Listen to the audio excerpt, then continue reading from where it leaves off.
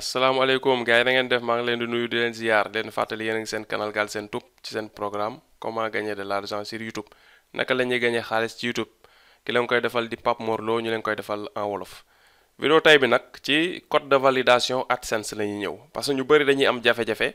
ADSENSE bi fi ngeen koy gis nii comme ni ma ci duggee nii ñu bëri seen ADSENSE bu ñu duggee problème bi la ñuy am dinañ gis seen montant bi ñu gagné mi ngi nii mais dinañ gis ñu laaj leen comme lii. Valider votre adresse de facturation lii posé leen problème ba tax li ñu gagné mënuñu ko récupérer nga gis toujours ñu bindal la ci kaw vos paiements sont actuellement suspendus car vous n'avez pas validé votre adresse maanaam wax la ni sa xaalis bi nga am fii dañ ko fay bloqué duñu la ko envoyé ndaxte sa adresse bi muy sa adresse ADSENSE bi validé goo ko lu tax validé goo ko dafa am benn lettre bu ñu la yónnee ci adresse bi nga xam ni moom nga defoon ci ADSENSE bi wane ni foofu nga dëkk yónnee nañ la fa benn lettre boobu nag jotagoo ko moo tax mu dugoo dugal code bi te fii ak dugaloo code bi fii duñ ko valider léegi nag mu am lu fi nekk am na ñoo xam ne fi ñu dëkk ak adresse yi ñuy def mooy tax dañuy am jafe-jafe pour recevoir code yi parce que ñu bëri dañ ma ci poser question ci lii léegi-léegi nag am ñoo xam dañuy envoyé toog di xaar rek jeex na duñ ko xam parce que ADSENSE bi ak lettre bi ñu bëri dañ ko umpale bi ñu ko umpale nag moo leen di poser problème ci seen ADSENSE bu ñu demee ba war a récupérer seen xaalis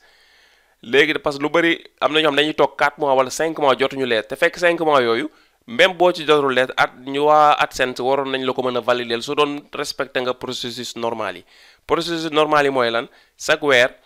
nga ñëw soo jotul lettre bi chaque weer da ngay ñëw ci sa ADSENSE nga ñëw nga cliquer fii ñuy def valider boo cliquer fii ñuy def valider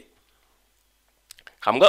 bii du génn parce que bi ma envoyé waatee demande beeg léegi matul weer gis nga boo di seen yi demande bi ngi nekk demande bi ñu envoyé bañ demande bi ñu defaat bañ ne envoyé nañ ko code postal le 6 ji nga mai la voilà ji nga nous vous avons envoyé un code par courrier postal le 6 mai 2020 vous devriez le recevoir dans 2 à 4 semaines vous devez alors le saisir pour valider votre adresse maanaam xam nga matul weer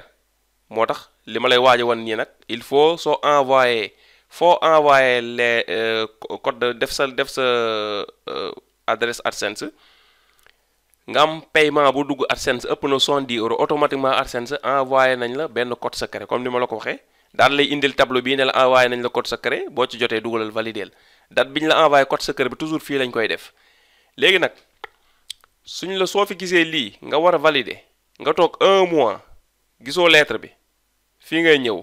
nga xool ban date lañ la ko envoyé exactement fii ñu ma ko envoyé le 6 mai su ma toogee ba 6 juin gisuma lettre bi damay ñëwaat fii ma cliquer valider pour demander waat ne leen lettre bi ñëwul parce que sama adresse comme normal na parce que lii benn ku moom compte bi ma koy gérer la adresse am normal na code postal sax moom boîte postale sax la ubbi fu mu ne nii dafa parce que da ko njëkk a def ñëwul adresse bi ma ko defaloon ñëwul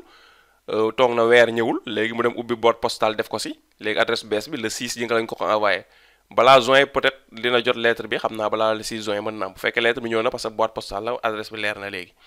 gën na leer boog ni leeroon na sax ne fi ma ko defoon biir ville la mais xam nga retard yi mu am ba léegi ñëwagul mais léegi dafa def boîte postale am ce qui fait que mooy ëpp chance pour nga jot si mais bu ñu toogee ba le 6 juin te jotu ko automatiquement man damay duggaat fii xam nga du ma changer adresse bi parce que adresse bi normal na ma defaat nañ ma envoyé code bi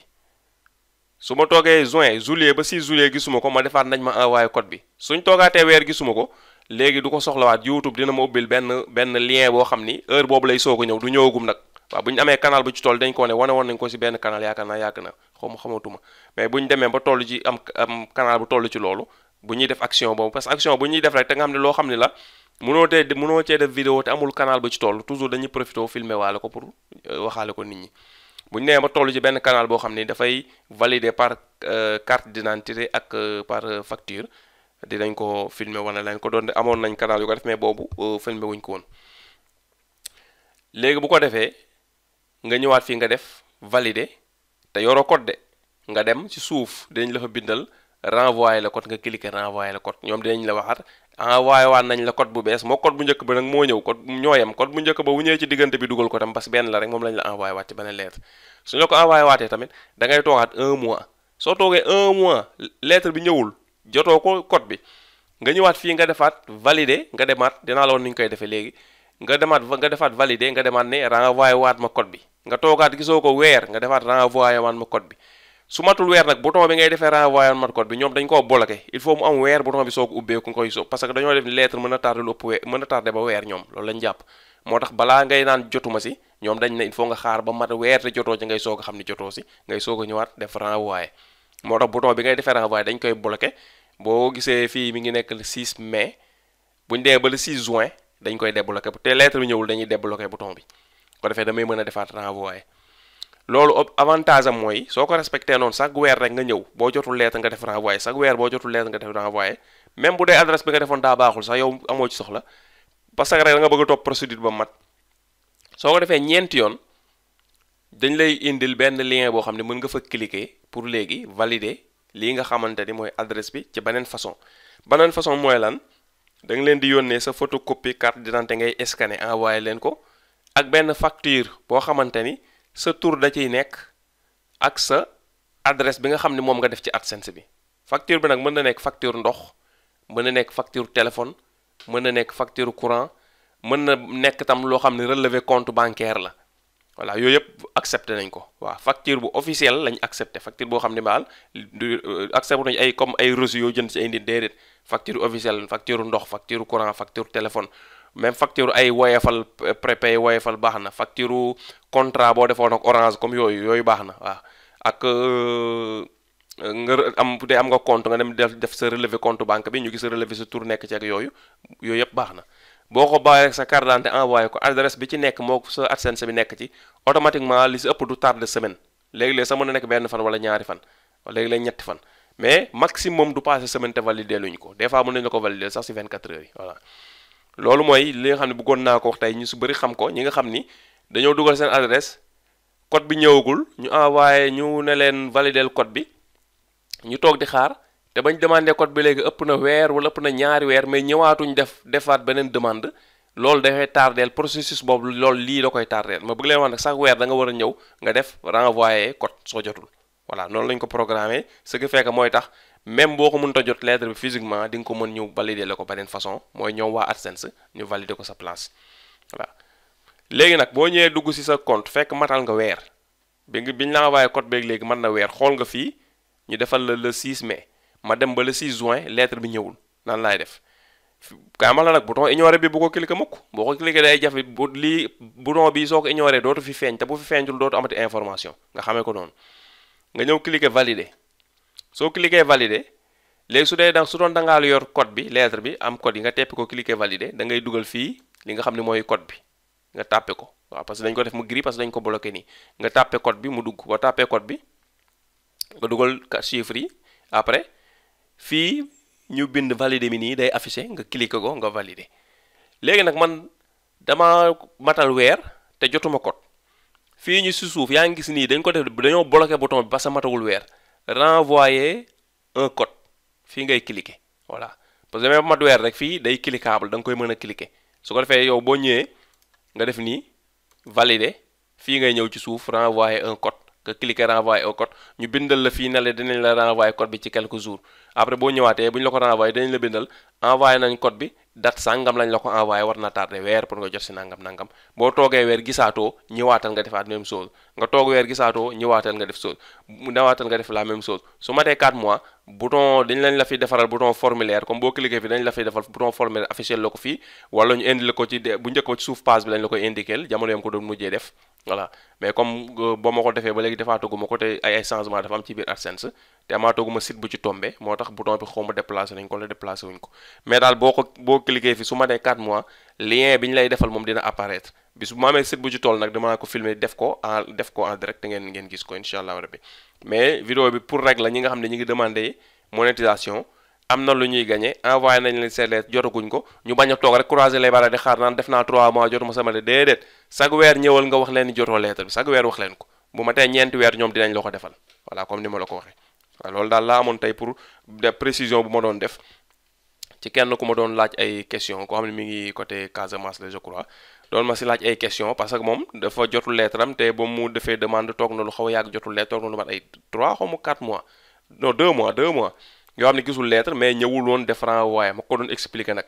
ma ne pourquoi pas ma defaale ci vidéo expliquer ko parce que sûrement boo demee am na ñu nekk ci cas boobu voilà envoyé nañ lettre ni ñu wax leen ñu demander la code de validation nga toog di xaar te expliquer woon naa ko ci ay yeneen vidéo yi ma doon wax ci ADSENSE yi expliquer woon naa ni code bi da nga koy di envoyé ay yoon heure boo ñëwee mais dama ci jaaroon nii rek jàll voilà mais nag ma ñëw def ci vidéo taxaw seetlu pour mu gën a leer voilà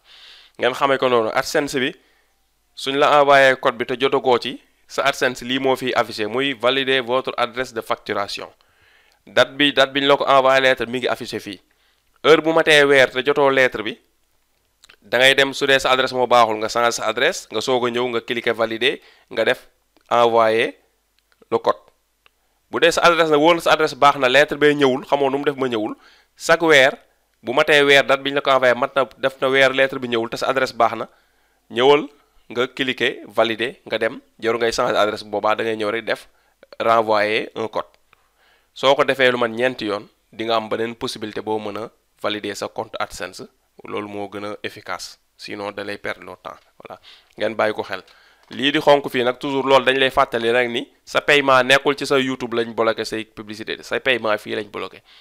waaye nag boo toogee ñeenti weer te validé woo code bi te demandé woo validation pour YouTube ADSENSE validé la ko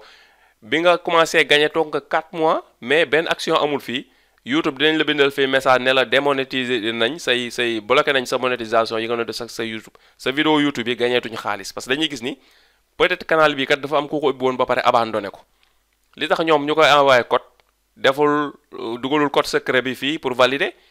te deful renvoyé wu leen wane ne jotu ko kon dañuy jàpp ni compte bi xëy na kenn dajee connecté tul compte ADSENSE bi léegi nag paiement yi doon jóge YouTube di ñëw dootul ñëwati vidéo YouTube yooyu doon monétiser dañuy dindi monétisation bi noonu la ñuy def ba kenn di signaler ñu xam ni borom kan mi ngi fi ndekete ñu soog ko activé waat muy ba ngay dugal code secret bi valider adresse bi après ngay demaat YouTube soog a activé waat sa monétisation noonu lay demee j'espère que leer na bu fekkee tam am na ci ay zone d'ombre yoo xam ni dese na leer explication bi jaxasoo ba léegi commentaire yi mi ngi fi ak WhatsApp bi maa ngi leen di sant di leen gërëm ci vidéo bi ngeen doon seetaan nii di leen wax ci code secret ADSENSE bi la wax la boo ko jotul ak boo ko bu tardé ak yu demee noonu nan nga ca war a taxawee pour mbañ la perdre le temps kon maa ngi leen sant di leen gërëm ci seetaan bi ngeen doon seetaan di leen jox daje ba vidéo beneen bi ñëw incha allahu rabbi jërëjëf. G bii soo ko cliquer di nga abonné ci canal bi boo ko cliquer abonné ci canal ba pare vidéo bii soo ko cliquer di nga gis ay tips ak ay secret yoo xam ni di lañ la jëriñ ci sa monétisation YouTube kon jërëjëf.